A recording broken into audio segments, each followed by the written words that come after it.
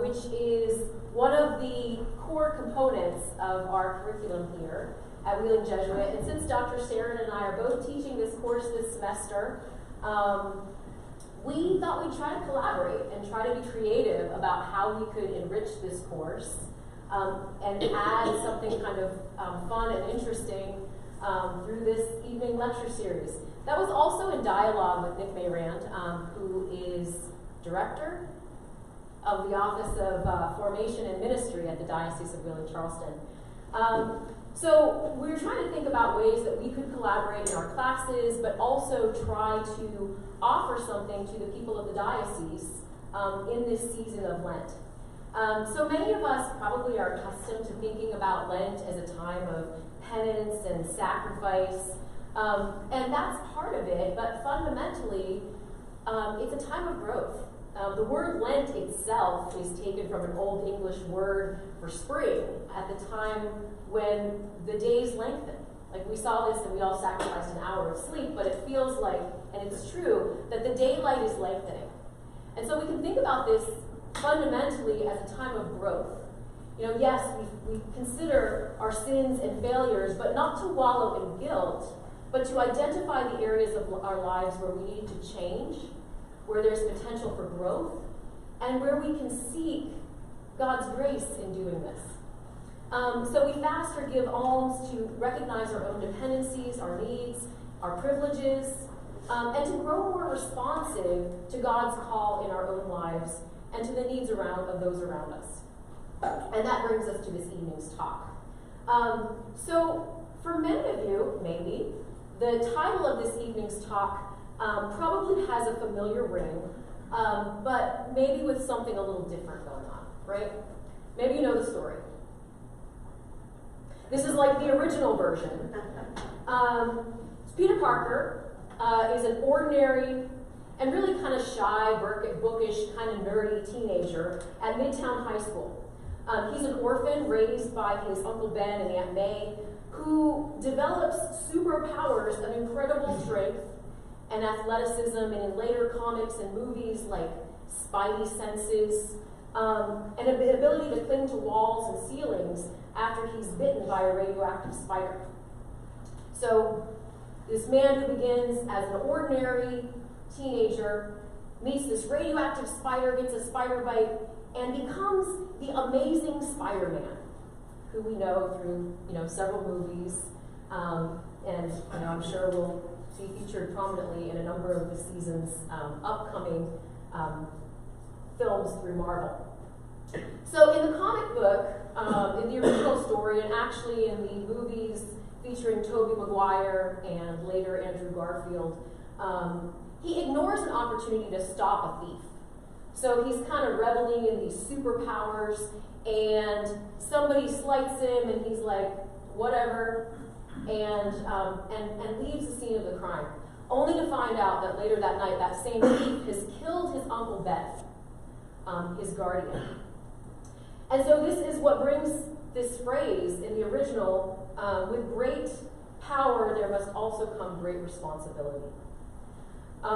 So later this is attributed to Uncle Ben, but in this particular comic, and in the later movies and other films, this phrase, with great power comes great responsibility, becomes kind of a motto or a slogan even of this Spider-Man franchise. Even to the point that for those of you who saw the recent animated Spider-Man or Into the Spider-Verse, it's almost mocked a little bit as kind of like a cliche or a tagline. This phrase is actually originally attributed to the 18th century French philosopher Voltaire. And later, Franklin Delano Roosevelt is attributed with the phrase, great power involves great responsibility. But this question about the relationship between power and responsibility becomes a theme throughout this series, as I was saying a minute ago. And I think that one could argue that in many different kind of superhero type stories, the relationship between power and responsibility is always kind of a motif. And to give a little bit of an advertisement preview, when Dr. Starin speaks next next lecture about saints and sinners, villains and heroes, the relationship between power and responsibility, so irresponsible, unaccountable power, is often a hallmark of the villains in stories, whereas those who we see as good examples of power are responsive to the people around them, to the needs of the communities that they're called to serve. So sometimes Peter Parker / Spider-Man bites off more than he can chew. He's still, under the suit, an ordinary teenager, after all. But much of the dynamic of this narrative is built on the principle that if you have the power to defeat evil or to help those in danger, you also have an obligation to do so. So Peter Parker's sense of duty or responsibility fundamentally rests on this possession of superhuman powers. So the result of this radioactive spider bite. Something similar, I think we could say, seems to hold true for other superheroes, whose physical or sometimes mental powers differ by order of magnitude from other human beings. So this may be a result of their origins on another planet, or maybe their status as semi-divine, or a genetic mutation, or an enhancement serum, or maybe their extraordinary wealth and access to technology. One could argue, and in some ways, again, this will be a primary theme of the next talk of the series, that what these heroes do with the power that has been given or entrusted to them is the difference between heroes and villains. The philosopher Immanuel Kant is usually attributed with this idea that ought implies can. You have an obligation to do something, then you also have an ability to do that. You don't have the ability to do something, then you have no obligation to do so. I'm not responsible for stopping out of control trains, or aliens, or supervillains, for feeding masses of hungry people, or healing diseases. Because I'm just an ordinary person whose ordinary responsibilities correspond to my ordinary human powers. And in fact, there might be lots of ways that many of us feel pretty powerless with respect to the things that we see in the world around us and even our own circumstances. We read about opioid epidemic in our region. We hear about ecological damage and devastation. We can look at the political decisions that are being made and really feel like, what can I do? I'm kind of powerless in all of this. So we can ask, what about the saints, right? In some cases, the saints came from contexts where they had, power by virtue of position or wealth or other sorts of resources at their disposal. But in most cases, a common feature of the saints was this enlarged sense of responsibility, a duty to help those in need or to give witness to their faith, even at great personal cost. So there might be a lot of overlap between heroes and saints, but distinctions as well. And here again, this will be a more prominent feature of the next talk.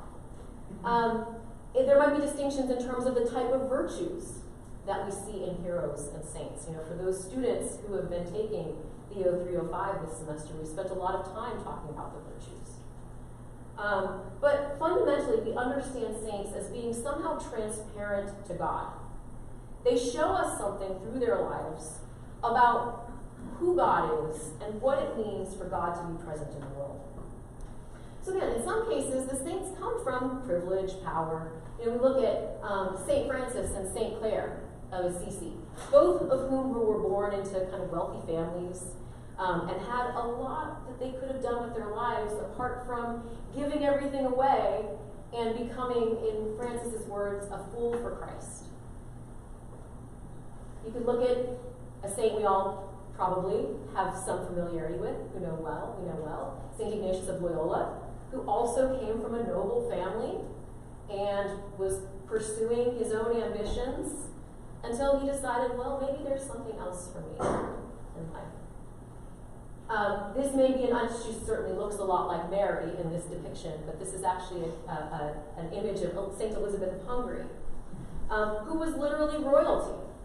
And again, could have done a whole lot of other things with her life and her power, besides give that all up to serve the poor. And similarly with Mother Catherine Drexel, who was, in many people's accounts, one of the wealthier heiresses in the United States at the time, but who decided that there was something more than just the kind of socializing that she had become accustomed to. Of course, there are many saints whose whose powerlessness, we might say, was not a choice of laying down their privilege, but was actually something they were born into.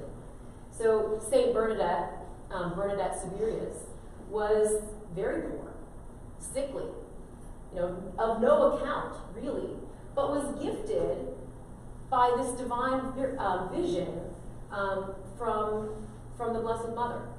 And again, largely in spite of her position in society, was able to gain the attention and recognition of those in power around her. This is an image of St. Martin de Porres, who was also, essentially kind of an illegitimate child. He was born to a mother who was black and indigenous, and a father who was from the nobility of Peru. He was born in Lima, Peru, and was abandoned essentially by his father when he was 8 years old. He wanted to serve in a religious order, but because of some of the prejudices of his society, it was frowned upon. In fact, it disallowed that people of color should be able to serve in ordained ministry. But he served nonetheless, and in fact was miraculous by the accounts of his life in terms of the ways that he was able to serve those around him, both those who were in positions of even more helplessness than he, as well as those who had greater status in his context. So, I think that in many ways this raises interesting questions about the nature of power. So if power is fundamentally, and this is a definition that was given by the philosopher Rollo May, but has been articulated by other theologians and philosophers in similar terms, that power is the ability to influence change in people and situations. So these saints, whether they came from positions of status and wealth, or whether they were literally at the bottom of their society, were by no means powerless. Quite the contrary. So again, this raises interesting questions about what is power? And my thesis for this evening, if you want to call it that, is that a Christian understanding of power is so different from the way we typically think about what that means in our society and our culture, that it should also reshape our notions of responsibility and the relationship between these two terms. Oh, and sorry, that's Oscar Romero. I'll say more about him later. So, recently canonized, and an interesting story when it comes to power and responsibility. So, what is power?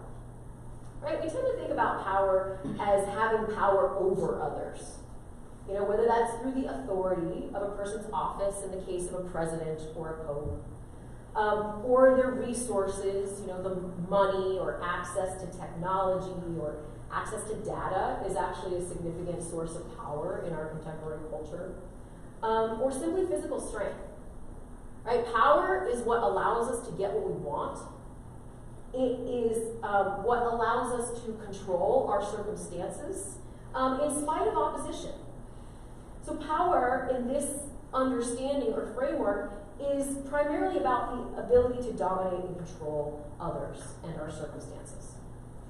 So even when this is put to use for the common good, such as in the case of Spider-Man or other heroes, such a concept of power remains oppositional, right? There's power over my circumstances. There's an ability to control my situation. And often the goal is defeating an enemy who is seen as irredeemable, or at least an obstacle in terms of the attainment of my goal. So, this isn't the only way that power can be understood. You know, we can look at other examples where power is more about power with and for others. So, a couple of examples of this, and again, the same thinker who I quoted earlier talks about integrative and nutritive power. So, power that integrates others into a kind of common goal, that draws people together to do more than they could independently. It's not primarily about opposing. And I think that, you know, you could argue, okay, Martin Luther King and the Civil Rights Movement, they're opposing, you know, the white racists of the South. But if you have read Martin Luther King's writings, that wasn't the way that he thought about this, right? That there was, you know, he was drawing on Gandhi's movement for Indian independence. And he knew that those who opposed the full civil rights of Black Americans had greater power in terms of the power of law and military force and the ability to dominate and control. But he believed in the ultimate power of love and truth. So what Gandhi called satyagraha, or soul force, which involves the willingness to accept suffering. And for Gandhi and for King, and for, I would argue, many of the saints, of course, Martin Luther King isn't a saint in terms of the Catholic Church, but I think is someone whose life is transparent to God for many people. So King's goal of racial reconciliation was motivated by his understanding of agape, the creative love of God in the human heart.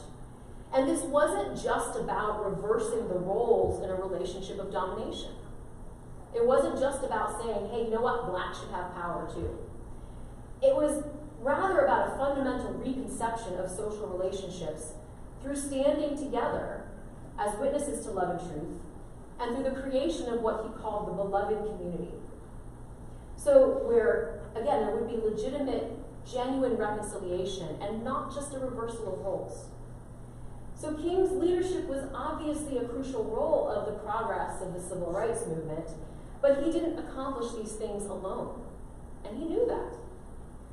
So it was always with others, and the empowerment that people felt by being a part of something together, and from King's perspective, ultimately through the grace and empowerment of God. So in a different way, we could look at the life of Teresa of Calcutta, Saint Teresa of Calcutta, a woman who was very tiny in stature, who committed her life to serving and accompanying the poorest of the poor in the slums of Calcutta. She faced both direct and indirect threats to her life through the process, and she saw greatness. You know, again, you read her writings, and she saw a kind of power in the endurance of the poor, the power to endure suffering and hardship that many wealthy people, she thought, would be unable to bear. She and those who worked with her were able to provide care and relief from hunger and disease for thousands of people through sometimes miraculous circumstances. And many who spoke of her, who encountered her, spoke of the power and force of her presence. So again, this is obviously a different sort of power than we see in the example of superheroes, or even of, you know, a president or a corporate executive. But Teresa herself believed that God's love, and actually Martin Luther King as well, is what I put here, is the most powerful force in the world. More powerful than sin, hatred, poverty, or the weapons of war. So, for these people and the saints that I mentioned previously, their understanding of the power of love arose from their understanding of the power of God. So, often, maybe because of the prevalence or immersion in this culture where power is understood as domination and control, we sometimes assume that power and love are opposites, right? Like, power is about controlling people, and loving is about something different, hopefully, maybe. So, naming God love, though, in the outpouring of creation and the expression of love in the incarnation of Jesus and the cross, the Christian story offers a different picture of what power involves. So, there are many places that we could look in terms of an articulation of this. Sister Ilia Delio, who is a Franciscan sister, who has a PhD in neuropharmacology as well as theology, has written a lot about the ways that current science, so quantum physics, systems biology, evolutionary theory, and astronomy, might inform our understanding of God's relationship to the world. So in a chapter of this book, The Unbearable Wholeness of Being, she writes the following in a chapter of Love and Suffering. So she says, divine power is not a force over us, but the humility of love beneath us. And Philippians 2, 6 through 8, for those of you who are unfamiliar with this is talking about how Christ, who was in the form of God, who had the power of God, essentially, didn't consider that something to hold on to, but emptied himself and became nothing and took on the form of a slave and was obedient even to death. And then the second part of Philippians, this hymn, it was a song of the early church about Christ, said that's why God exalted him. Therefore, God exalted him and gave him a name above every name, that at the name of Christ every knee should bow. So there's a very, very different conception of what power involves here. So, divine power is the love that makes existence possible. So, certainly there are biblical images of God as a king, God as a ruler, and the power of God, the majesty of God. But we can also think about God as a mother, right? The love that makes existence possible. The humility of love beneath us. Like a mother carrying a child, bearing that child, giving herself to that child. And frankly, those of you who have cared for children, it takes a great deal of strength to get up at night, to make the sacrifices that are necessary to care for a child. Creation is not a demonstration of God's boundless power, but of God's boundless love. And I didn't include this part of this quote in here, but she goes on to write, we don't see this God because we're not looking for this God. We want a God who will lord it over us and be superior to us. And when we do not find such a God, we invent one. She says, but God is wholeness and depth of love, a love that does not absorb or control others, but accepts and affirms them precisely in their otherness. She writes, with arms outstretched, Christ crucified embraces a sinful world disrupted by human violence. This is a God who's radically in love with the world. The power of divine love is shown in the powerlessness of the cross, and more on this in a later lecture as well. God need not strip himself of his omnipotence in order to reveal his love. On the contrary, it requires omnipotence in order to be able to surrender oneself and give oneself away. For God's love cannot be overcome by human power, nor conquered by force. God's love is the power of love to transform death into life. So I imagine that a lot of this is probably familiar. You guys have heard this kind of stuff, right? Like, God's power is love, love is power, that kind of stuff. And we might theoretically agree that there is power in a love that's able to surrender itself, to suffer with and for others, and admire those. And we admire these saints who are able to do so. But we, ordinary people, might have a tendency to think about the saints as being kind of like spiritual superheroes. People who have the equivalent of a genetic mutation or have been bitten by a God spider and somehow have a different way of approaching the world, or kind of spiritual superpowers that the rest of us don't have access to. So the persevering courage and compassion and vision and sacrifice of someone like St. Francis of Assisi or Francis Xavier or Mother Teresa may seem admirable in a kind of theoretical way, in the same way that Superman's ability to fly or Spider-Man's ability to climb walls are admirable. Maybe a nice idea, but entirely outside the realm of possibility. But I want to say, and maybe some of you have read, the writings or the lives of the saints themselves. They reveal something quite different about their own experience of their lives. And many saints and people of great faith claim that they are simply responding to their own particular call, and that they find that quite difficult at times. That their call may be distinctive, perhaps, but ultimately no different than the way that every person must respond to the tasks and needs and call of God in their own lives. So, here's a woman, not a saint, technically. She's kind of on the road, perhaps, or maybe she'll just stay a servant of God forever. Those of you who may know something about Dorothy Day, the founder of the Catholic Worker Movement, there's kind of this quote that's attributed to her. She says, "Don't call me a saint. I don't want to be dismissed that easily." And I think in that statement, she's kind of saying something like what I just said in the last slide. That when we hear the word saint, we think, oh, that's a different category than me. She says, I don't want people to say, oh, she's a saint, and so I shouldn't worry about the things that she's saying or doing. Day was very clear that we're all called to be saints. So, inasmuch as we are growing and putting off the old man and putting on Christ, she said there's something of the saint in each one of us.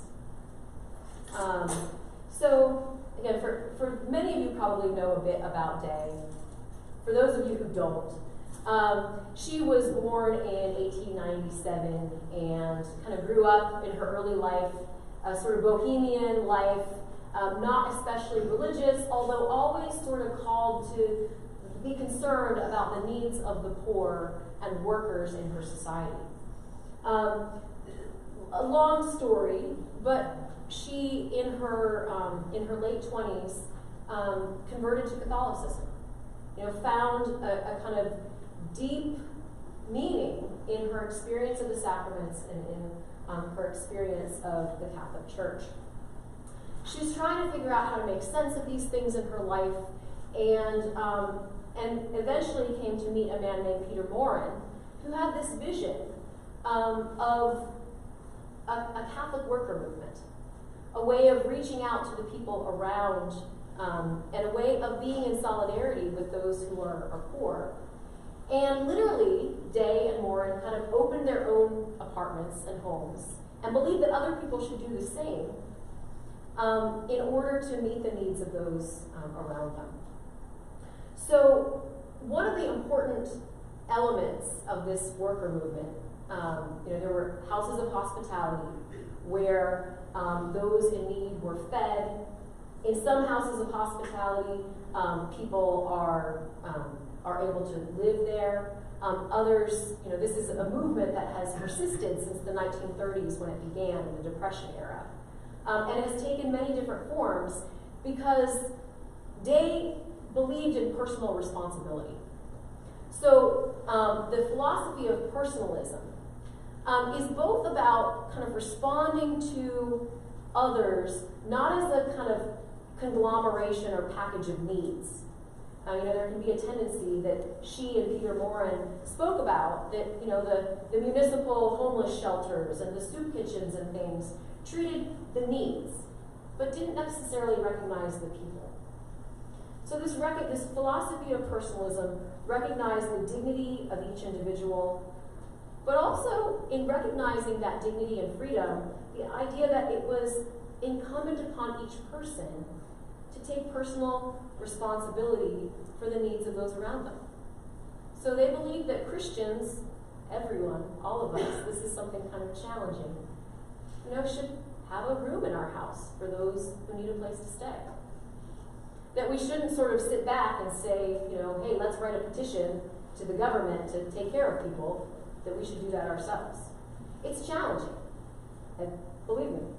But this idea of personal responsibility is part of what is kind of informing what I'm saying tonight. So Day, was very clear about her struggles. The challenges of having people who were in some cases mentally ill or drunk or in all different kinds of states, like in need, at her doorstep, asking things of her. So she talks about, and this is from her early book, House of Hospitality, and she's talking about how the various groups, the Catholic worker groups, they're all discouraged. They don't want to organize themselves or take personal responsibility. They want someone to kind of like take charge and make things work for them. And she says that, she's talking about how she feels utterly ineffective. And again, like I use Day as an example, but certainly the writings of Mother Teresa of Calcutta or many other people, many other saints, point to the ways in which the lives that they lived were not easy. That they were a struggle. And so I think that looking at that and looking at the ways that they were able to respond in spite of the struggle is an important lesson for all of us. Being able to overcome these things for the sake of something greater. Right? So when we talk about virtue, especially the virtue of fortitude in our classes, that's what we've been talking about this week. The idea of fortitude, which I describe to my students as a kind of inner strength that allows us to face difficulties well. It's not about not having fear. It's not about not experiencing difficulty. It's about rising to those things because you know that there's something greater at stake in doing so. And for the saints, this was always in reliance on God, looking to God's help. So I want to turn to responsibility, right? I've been talking about responding to things. Like the saints responded to God. They responded to the needs of those around them, right? There's a connection there linguistically between response, the idea of response, and the idea of responsibility. I would say that typically, when we think about responsibility, we use that word. It's an indication of a duty that we have.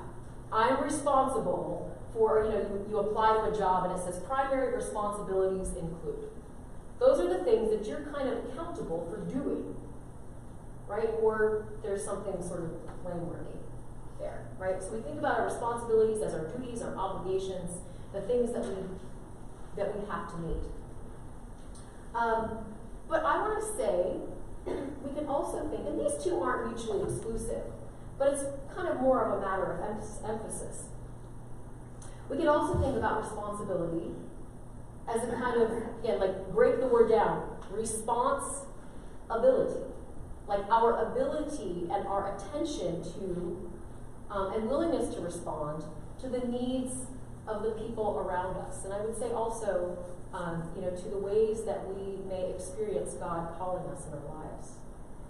So you can see, on one hand, there's a kind of minimalist understanding. I have these responsibilities, these obligations. I'm going to check off the letter of the law and fulfill my duties and try to move on to the next thing. We could also, again, in the second case, see this as more of a, I don't want to say maximalist, but to see this as a more relational or personalist model of responsibility. So the first case, we could say, I have this abstract list of obligations that I have to fulfill. In the second, I look to the people around me and to the needs that they may have and think about, how am I able to respond? I may not be able to change the circumstances to make everything better and fix the problems. but how am I able to respond? So, there are a couple of questions embedded in this presentation, and these are some of the kind of takeaway things, again, that, maybe over the next couple of weeks or throughout your Lent. I hope that this might give you a little bit of food for thought. What holds us back from responding to the needs of others? What prevents us from responding to the ways that God may be calling us? And when, perhaps, by paying attention to these two questions, right, and thinking about how maybe we can move beyond those things that hold us back, that there's a kind of power in developing greater response ability. That this power of love is fundamentally rooted not in being bitten by God's fire, but being able to be attentive and responsive to the realities that confront us.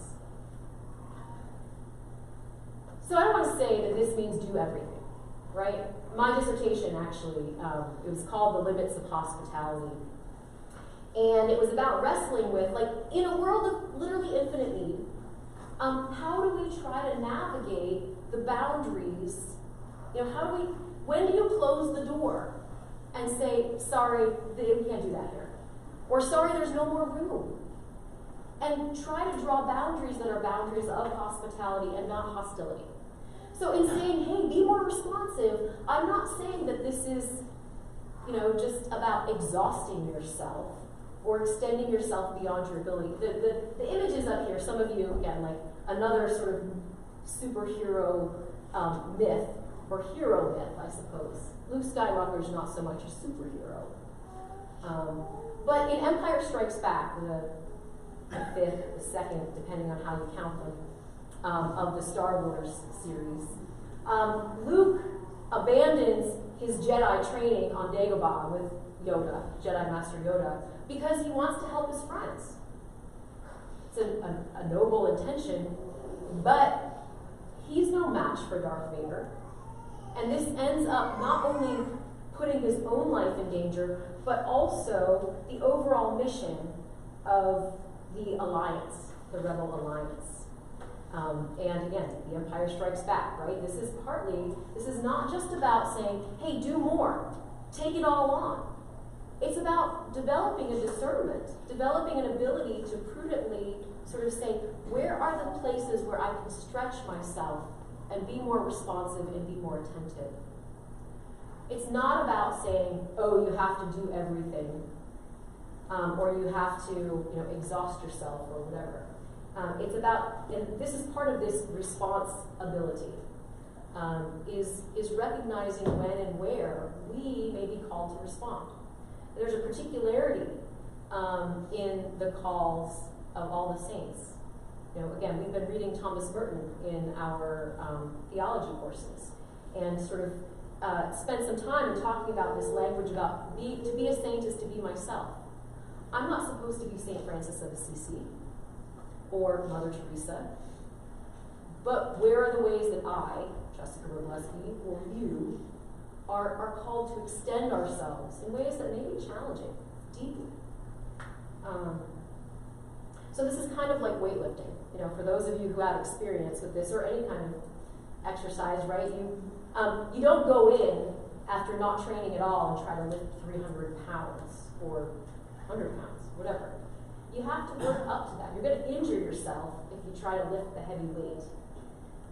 But over time, our ability, our response ability can grow, right? We might be more attentive to the needs of those around us.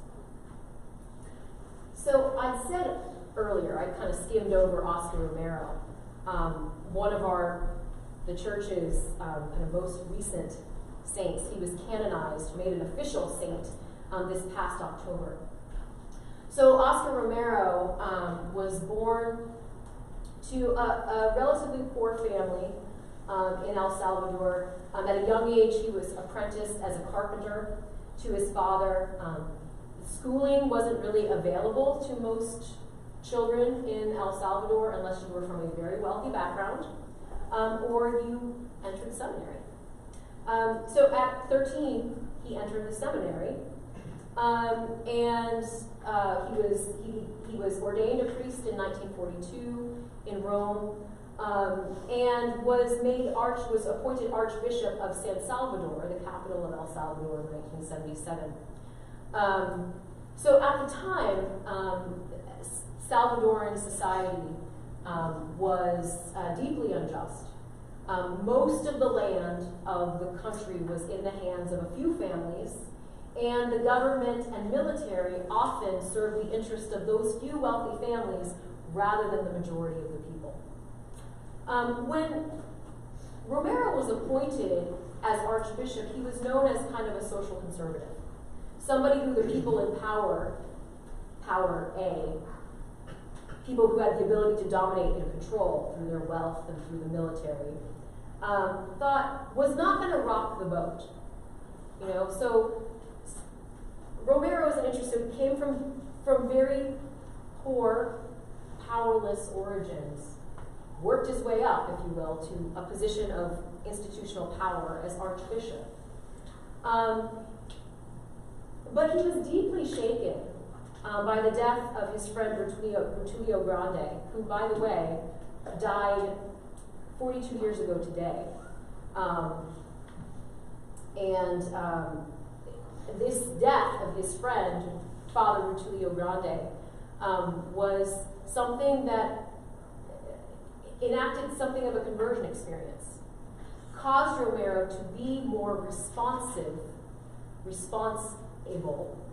to the needs of the poor of El Salvador. He went around after this event and started listening to the experiences of people, to listening to the stories of mothers who had lost their children, whose children had been disappeared because of the injustices of the military regime at that time. And over time, his attention to this situation and his responsibility to it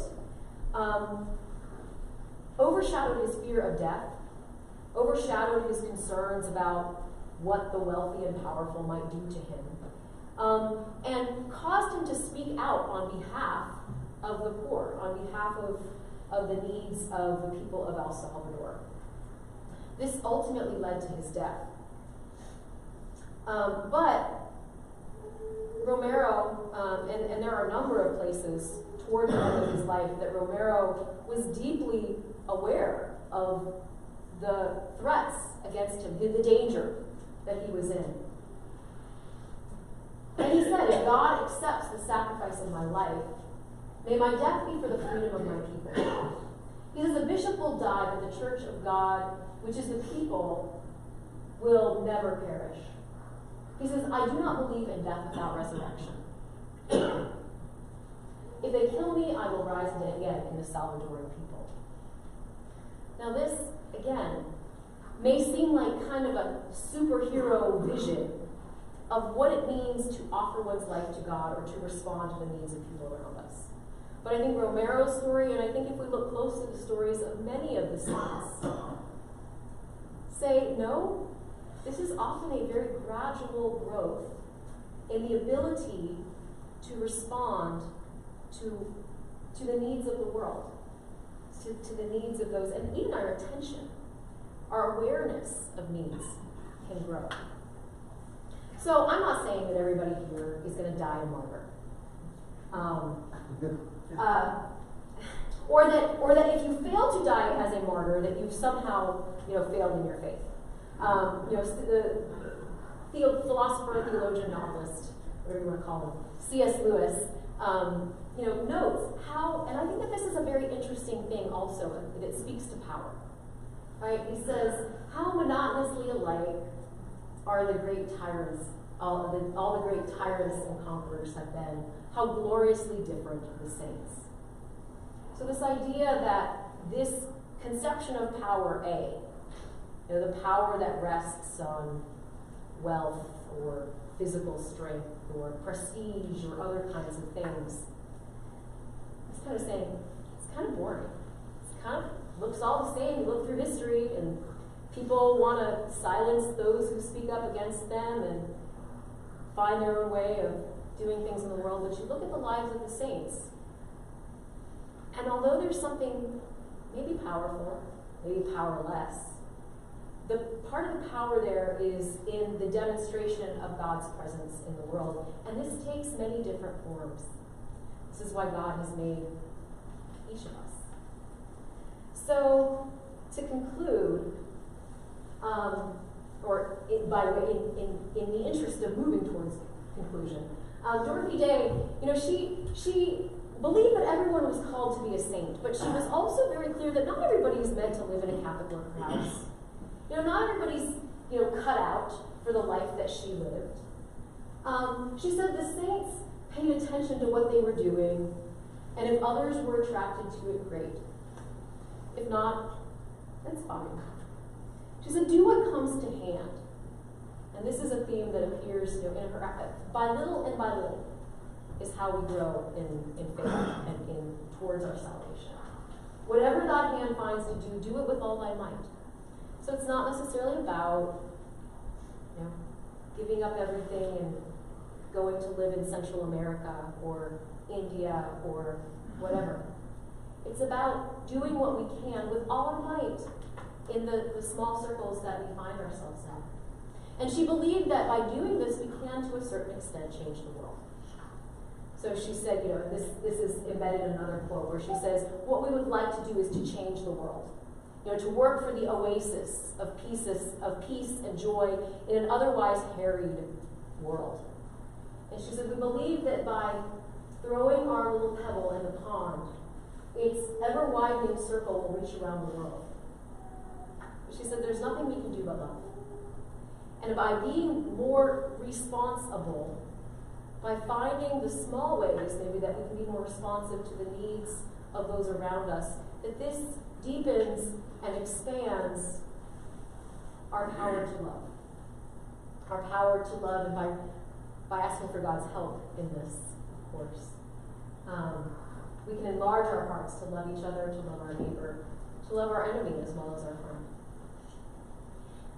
So, again, if there's a takeaway message, a synopsis of this, I want to say that the power of love doesn't develop by magic, doesn't develop because you get zapped by something, but it's rather something that we develop through being attentive and responsive to the needs of those around us, and the small and large ways that God may be speaking to us.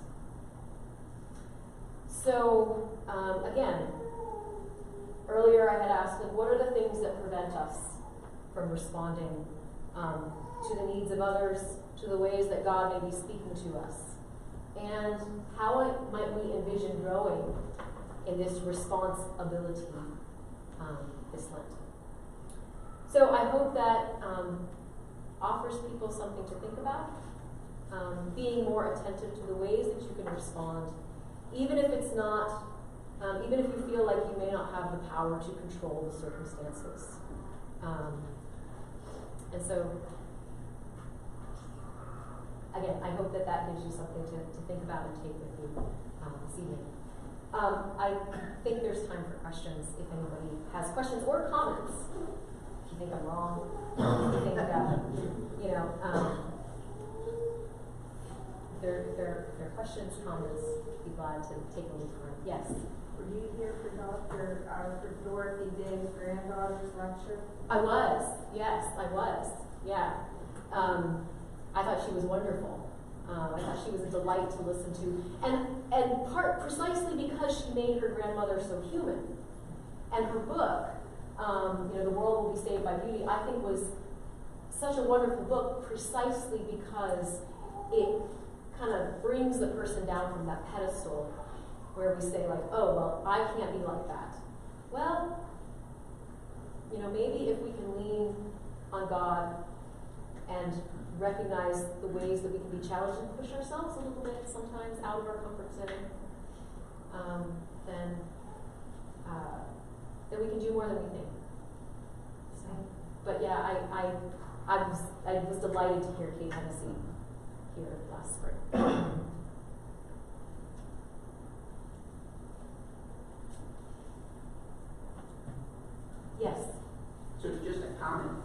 struck me when you mentioned about being zapped. So even some of the saint stories give that impression, and so I appreciated that, for instance, the story of St. Paul getting knocked off the horse. In his letters, he reveals he actually went off for a while to reflect on what happened, and of course we know St. Ignatius too. Got knocked down by the cannonball, but spent 6 months recuperating and many more years still kind of working through what God was really calling him to. Yeah. No, absolutely. And I think that, certainly and many of us can probably point to a time in our lives, maybe it's a conversion experience kind of moment where you feel like, something kind of zapped me. Like I felt a kind of clarity or something. Paul on the road to Damascus. Or, Mother Teresa spoke about a vision for what she wanted to start with the mission of missionaries of charity. Day had moments of this sort of decisive conversion, and Ignatius and others. But that doesn't mean that there aren't still struggles, So, with Paul also, I thought about bringing up his language from 2 Corinthians, where he talks about his thorn in the flesh. Right, so Paul, who we think of as a great apostle, always saw himself as the least of the apostles, and talked about this thorn in the flesh that caused him great suffering. And that's where this phrase we sometimes hear, God's power is made perfect in our weakness. And so it's not that we don't struggle, it's not that the saints didn't struggle, but that by recognizing at some level where we do need to be more open, more responsible, where we can't do the things that we wish we could do to respond to our circumstances, that opens up space for God's grace and God's power to be more evident. Jimmy, and then Jim. You seem to be saying that the extent to which folks that we refer to as saintly are willing or able to accept their humanity correlates with their ability to be more stately. Father Gregory Boyle would say, in his work with the gangs in LA, that when he meets with a gang member, he's helping them return them to themselves as they return him to himself. And it seems like Dorothy Day, or whoever you're referring to, and certainly Mother Teresa in her letters of doubt, keeps referring to the same thing over and over again. The extent to which we can be okay with our humanness and all of its humanness. Absolutely, because I think that the more we are able to accept our own humanness, the more we're able to accept the humanness of others. Yeah. And that is key to our ability to respond to. Right. I fear I may anticipate the next lecture, but if you That's will. not a bad thing. So a number of the saints, massive experiences of conversion. But I think for an awful lot of people, it's not a big C for conversion, it's a small c. And that's kind of the effect, the residual effect of God's long-wearing grace. Can you say something about that? And again, I may anticipate what's coming next, so forgive me if I'm trying to steal something from it. I guess yes. I think, and this is at some level, precisely what I want to say is that we don't. Sometimes there's some kind of big C conversion. In a lot of other cases, we come to a recognition or a new understanding or a new way of being only gradually. But if we're not open to the gradual incremental changes, shifts in awareness, differences in how we respond, then we're not going to necessarily be open or available to the larger things. This is how virtue works at some level. At least this is what we've been saying, right? Is that you develop habits over time, so that courage isn't something. I don't want to make absolute pronouncements here.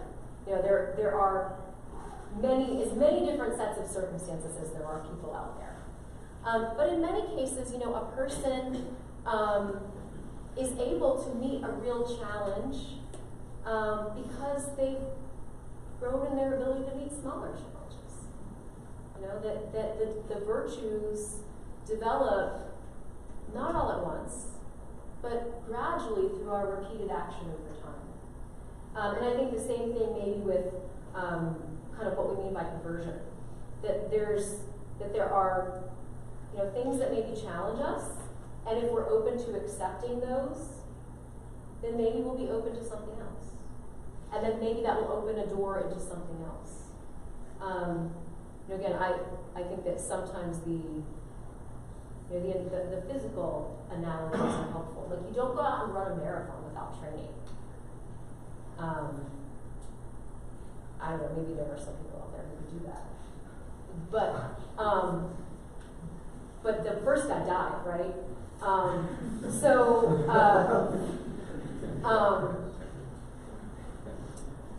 So I do think, Jim, I think